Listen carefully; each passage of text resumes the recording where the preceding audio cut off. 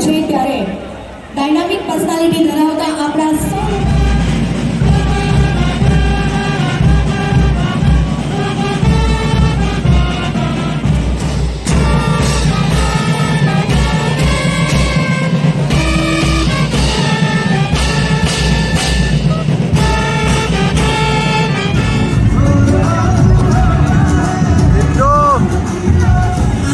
શાંતિ નવનદી ground ખાતે તિરંગો લહેરાઈ રહ્યો છે।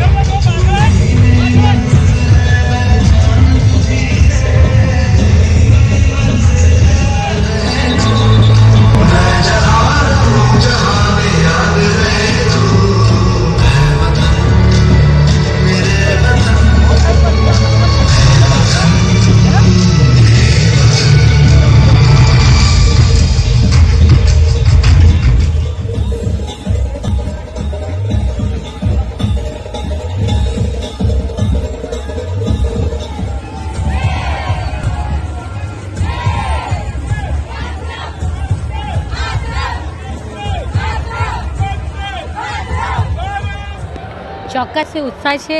સ્વતંત્રતા દિવસ જ્યારે નજીક આવી રહ્યો છે, આદરણીય વડાપ્રધાન શ્રી નરેન્દ્રભાઈ મોદીજીએ તેમના મન કી બાતના 91મા એપિસોડમાં જ્યારે તિરંગો દરેક વ્યક્તિ, ભારત દેશનો દરેક નાગરિક પોતાના ઘરથી, પોતાના દુકાનથી, પોતાના ઉદ્યોગ વ્યવસાયના સ્થાનેથી કે નોકરીના સ્થાનેથી, ટૂંકમાં એ જ્યાં પણ છે ત્યાંથી પોતાની આન બાન અને શાનનું ગૌરવનું સરનામું એવો આપણો ભારત દેશનો તિરંગો ફરકાવી શકશે.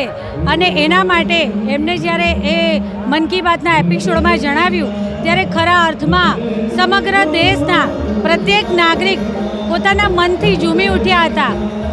આપણા આન બાન અને શાનનું પ્રતીક સાથે તિરંગાનો પ્રથમ કલર છે કેસરી કલર, જે શૌર્ય અને બલિદાનનું પ્રતીક છે, તો સાથે સાથે સફેદ રંગ જે શાંતિ અને સચ્ચાઈ અને ઈમાનદારીને પ્રદર્શિત કરે છે, તો લીલો રંગ એ ખુશાલી, સમૃદ્ધિ અને દેશમાં હરિત ક્રાંતિ દ્વારા સમૃદ્ધિના વૈભવને પ્રદર્શિત કરે છે. તો સાથે સાથે આ તિરંગાની મધ્યમાં આવેલું એવું અશોક ચક્ર ભારત દેશની અખંડતા, ભારત દેશની એકતા અને આ એક ભારત, અખંડ ભારત, શ્રેષ્ઠ ભારત અને સર્વશ્રેષ્ઠ ભારતના ઉક્તિને ચરિતાર્થ કરે છે.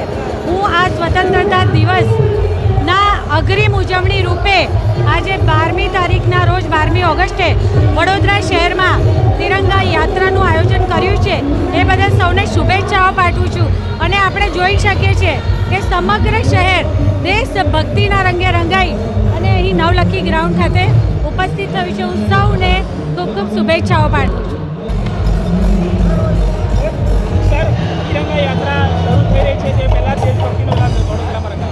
આપણે જોઈ શકીએ છીએ કે યાત્રા શરૂ થાય એ પહેલાં જ આખું ગ્રાઉન્ડ ખચોખચ ભરાઈ ગયું છે અને સંપૂર્ણપણે દેશભક્તિના માહોલથી રંગાઈ ગયું છે, જે આ કાર્યક્રમની સફળતાની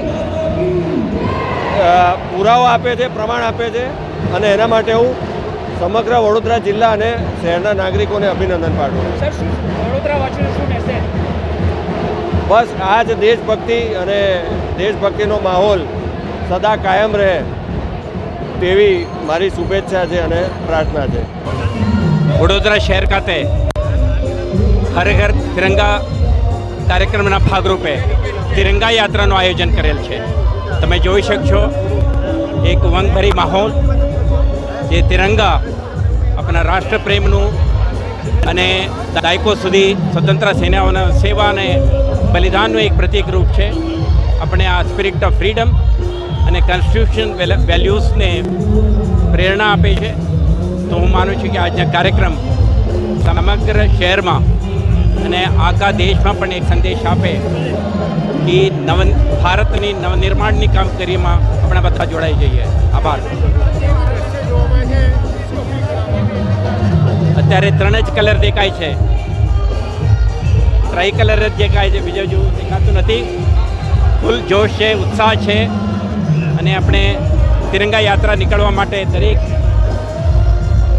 ગણવેશધારી અધિકારી, કર્મચારીઓ અને અન્ય તમામ નાગરિકો ઉત્સાહથી વેટ કરી રહ્યા છે. માનનીય મંત્રી સાહેબ પ્રસ્થાન થશે અને આજે આ સંદેશ આખા શહેરમાં ફેલાશે.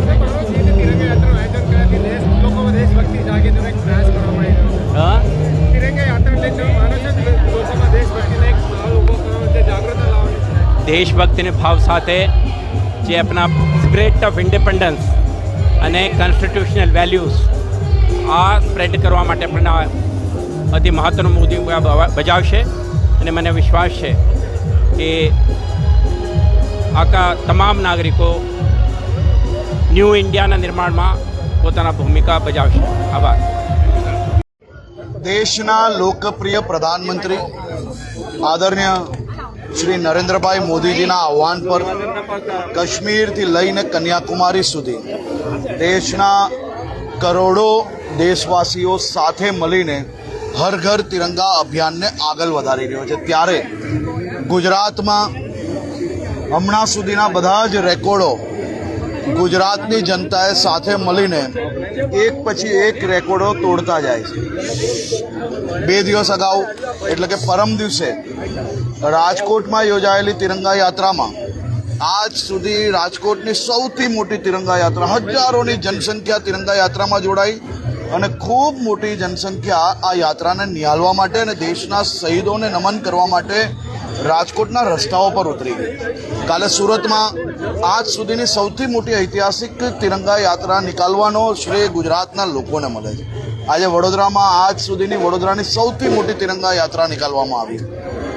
માત્ર હોલ્ડિંગ એરિયા જ નહીં, પરંતુ આખું શહેર ચારેય દિશામાં સર્વ સમાજના લોકો, સર્વ વર્ગના લોકો, સૌ ઉંમરના લોકો સાથે મળીને ભારત માતા કી જેના નારા ગુંજી રહ્યા હતા.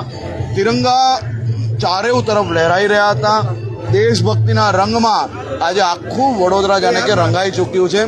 ગુજરાતમાં કચ્છના ભારત પાકિસ્તાનની સરહદ પરના ગામડાઓ હોય કે પછી ડાંગના આદિવાસી વિસ્તાર હોય, નાના નાના ગામોમાં ક્યાંક 5-25 લોકો તો ક્યાંક હજારોની સંખ્યામાં તિરંગા યાત્રા રૂપે લોકો સાથે મળીને એક જ અવાજ, ભારત માતા કી જય, ભારતની ઉન્નતિ માટે દેશભક્તિના રંગમાં રંગાયેલા ગુજરાતના સૌ નાગરિકોનો આજે હું આભાર માનું છું. અને ખાસ કરીને વડોદરાના શહેરીજનોને હું ખૂબ ખૂબ આભાર માનું છું. તમે કલ્પના કરો કે ભારે વરસાદ અને જ્યારે લોકો દેશભક્તિના રંગમાં રંગાવવા માટે આતુર હોય તો ક્યાંક ને ક્યાંક વરસાદ બી અમુક કલાક માટે રોકાઈ જાય. આ વડોદરાના શહેરીજનોની તાકાત છે ભાઈ. અને તિરંગા યાત્રામાં દરેક જગ્યા પર આવી ઘટના બની. કાલે સુરતમાં બી તિરંગા યાત્રાના કલાક પહેલાં જ વરસાદ બંધ થયો, ભારે વરસાદ હતો, બંધ થયો. રાજકોટમાં બી આગળના દિવસે રાત્રે વરસાદ હતો, બંધ થયો. એટલે ક્યાંક ને ક્યાંક ગુજરાતના લોકો જ્યારે મનથી વિચારે છે કે દેશભક્તિના રંગે રંગાવવું છે તો કુદરત બી એમની પર મહેરબાન હોય છે. અને આ દ્રશ્ય તમે બી સૌ લોકોએ આજે જોયો છે. આ દેશભક્તિનો રંગ જ એવો છે, એ રંગે રંગાવવા માટે કોઈ બસ અને ટેમ્પા ના મૂકવા પડે. આ દેશભક્તિનો રંગ છે. અને નરેન્દ્રભાઈ મોદીએ જ્યારે આહવાન કર્યું હોય ત્યારે દેશના નાગરિકો આ જ રીતે સ્વયંભૂત જોડાતા હોય.